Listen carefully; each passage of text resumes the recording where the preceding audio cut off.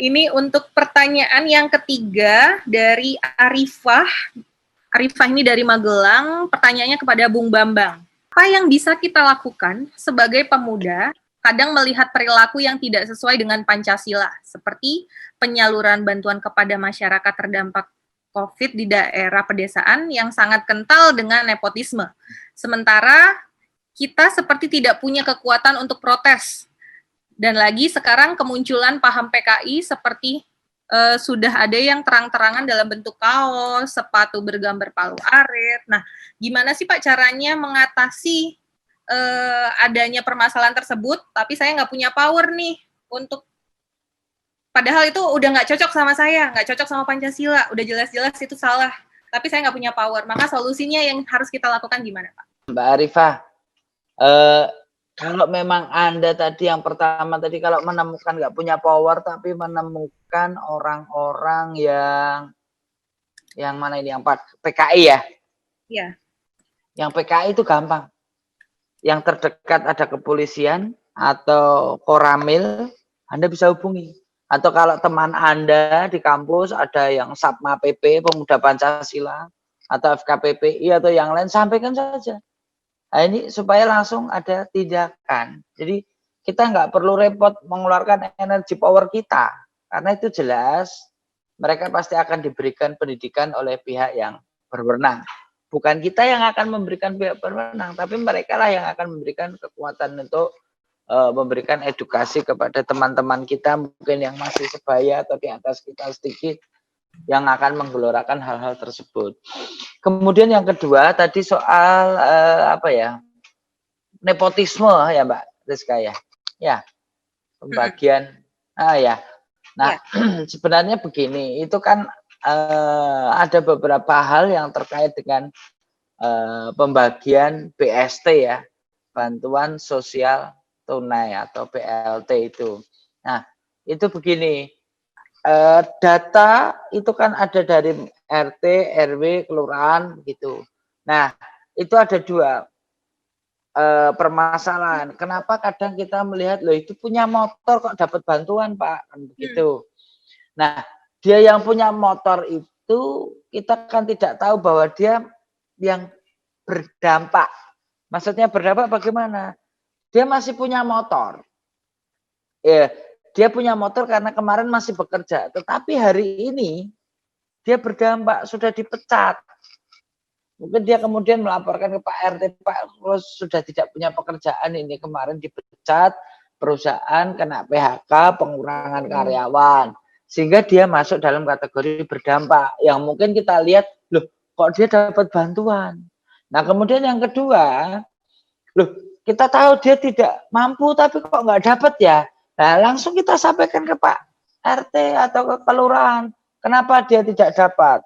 Mungkin dia tidak dapat bantuan BST untuk COVID ini karena dia masuk kategori dia sudah mendapatkan bantuan dari yang lain, PPKMS atau apa itu. Nah ini apa yang kita lihat itu kita tidak bisa melihat secara langsung, maka harus kita lihat, kita dengar dan kita perbuat. Berbuat kita ya melaporkan kepada RT, RW, apakah kelurahan, ini seperti ini, bagaimana kita cross check.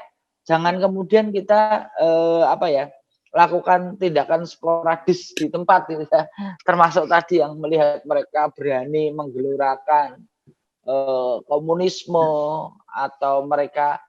Ya, ada beberapa kawan yang melakukan hal itu 1 kali, 2 kali di grup gitu ya, mencoba manas-manasi.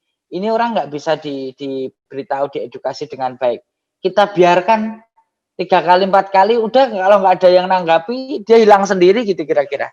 Tapi orang ini kategori kalau virus itu orang dalam pengawasan ya, ODP.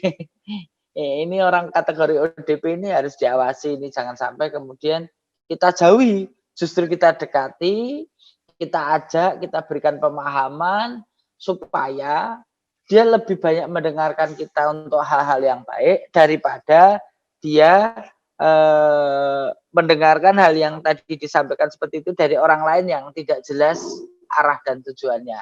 Nah, seperti itu.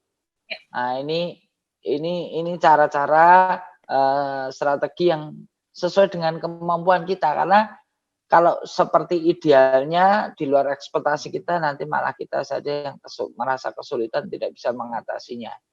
Mungkin itu. Pertanyaan selanjutnya dari Sofwan Hadi. Ini pertanyaannya cocoknya untuk Pak Farid nih. Halo Pak Farid. Pak Farid. Ya, Pak Farid sudah terhubung. Ini ada pertanyaan dari Sofwan Hadi. Di sini disebutkan di Indonesia katanya tidak kekurangan orang pintar, tapi kurang orang jujur. Nah, gimana tuh menyikapi dan tanggapan dari Pak Farid untuk adanya orang yang nggak jujur?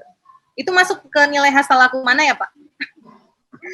Monggo Pak Farid. Kalau Solo Bersimfoni, dalam konteks Solo Bersimfoni, tentu kita mengkampanyekan kesalahan sosial dengan hasal laku itu supaya orang itu menyadari bahwa kejujuran menjadi utama. Jadi apa yang dilakukan Solo Bersimfoni ya mempengaruhi banyak orang secara masif, terstruktur ya, dengan menggunakan jejaring yang impact-nya luas. Maka kita selalu menggunakan skala. Jadi tidak pernah Solo Bersimfoni membuat semacam program offline itu berhenti di offline, pasti di online kan.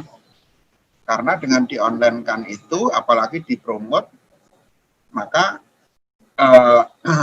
berita baik itu akan menyebar secara skala. Jadi skala itu kombinasi antara influencer itu bisa ide kebaikan, kejujuran gitu ya. Kemudian penyebaran informasi yang skala atau secara masif gitu. Ya. Jadi itulah karena kita harus menggunakan communication environment yang benar, karena memang kompleks communication environment ini sudah sedemikian rupa menggejala karena adanya hyper digitalization atau teknologi yang tinggi. Ya, kita pakai instrumen itu untuk menyebarkan kebaikan. Salah satunya adalah agar orang bangga jujur dan malu untuk menipu. Itu sih Mbak Rizka kalau dari kami Solo Bersimfoni.